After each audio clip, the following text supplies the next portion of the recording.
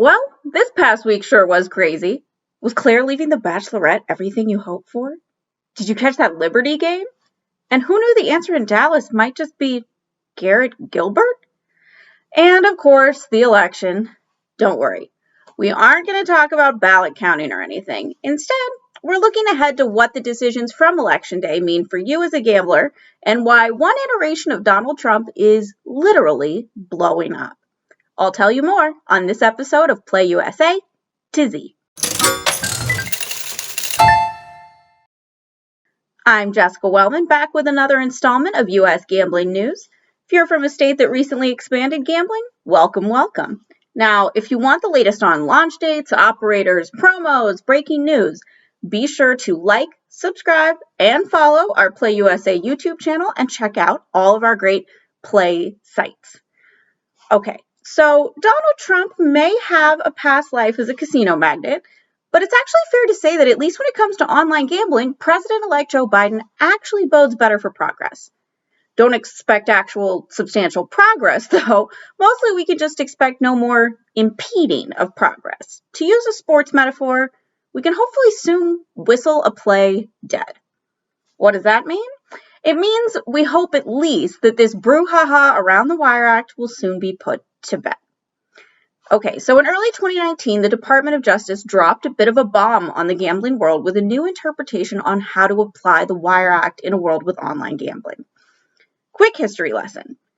The Wire Act passed in 1961. The law was originally intended to break up mafia-run gambling rings by criminalizing betting across a telephone line. Obviously, this came long before the interwebs, so there's been some discussion about what exactly the Wire Act does and doesn't cover in contemporary society. So in 2011, after some states were inquiring about the legality of potentially starting online lotteries, the Department of Justice issued an opinion that the Wire Act language only pertains to sports betting.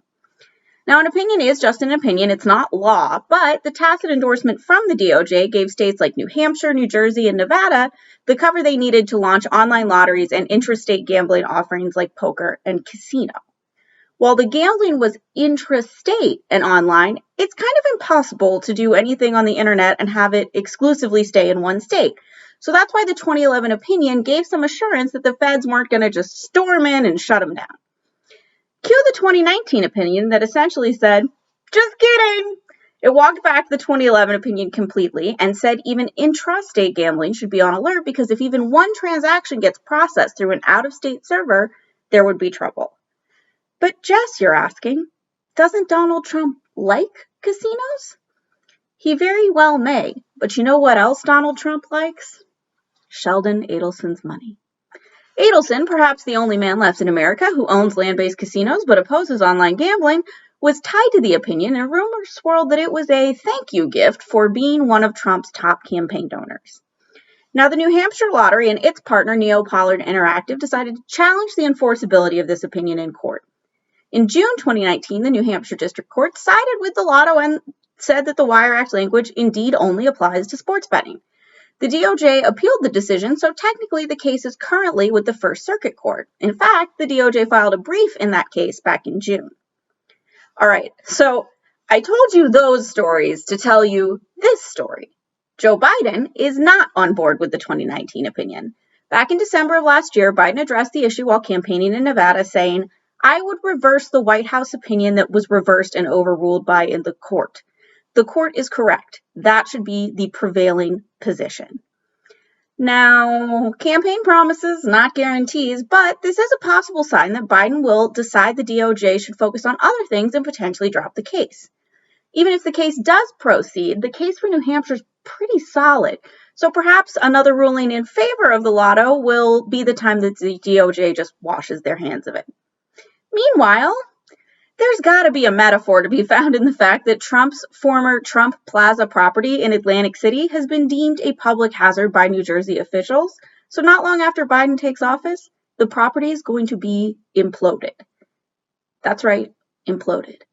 If you think there's more potential for Biden to impact gambling, think again. As I tell roughly 5 eager poker players a month, a federal online poker bill just isn't going to happen.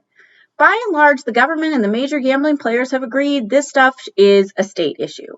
And after last Tuesday, more and more states are getting their hands in it. 3 new states legalized sports betting via voter referendum this election day, bringing the total number of states with some form of sports betting to 27.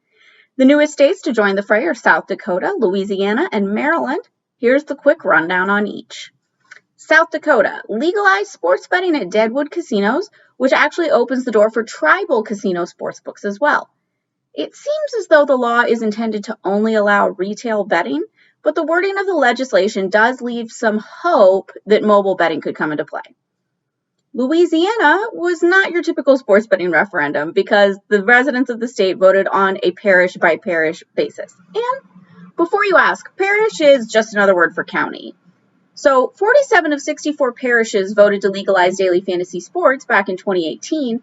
That number jumped to 55 for the sports betting referendum. Those parishes include gambling meccas New Orleans and Bossier City, as well as most of the rest of the state. Next up, the Louisiana state legislature needs to come up with the rules and plans for implementing sports betting in the state, including deciding on whether or not it will be retail only or incorporate online betting as well. And finally, there's Maryland. Like Louisiana, all the question does is enable the state legislature to put a framework together, so that's the next step. Things should be a little easier, though, given that the entire state is taking part. There's also some urgency to act quickly, given that when Virginia launches sports betting next spring, the state will be completely surrounded by states with legal sports betting.